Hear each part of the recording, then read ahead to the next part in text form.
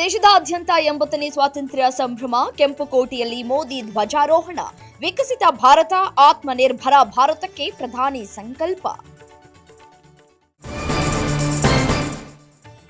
ಮೊದಲ ಬಾರಿ ಸಿಎಂ ಆಗಿ ಡಿಕೆಶಿ ಧ್ವಜಾರೋಹಣ. ಜನರ, ರೈತರ ಸಮಸ್ಯೆ ಆಲಿಸೋದೇ ಮೊದಲ ಆದ್ಯತೆ. ರಾಜ್ಯದ ಜನರಿಗೆ ಭರವಸೆ ಕೊಟ್ಟ ಮುಖ್ಯಮಂತ್ರಿ.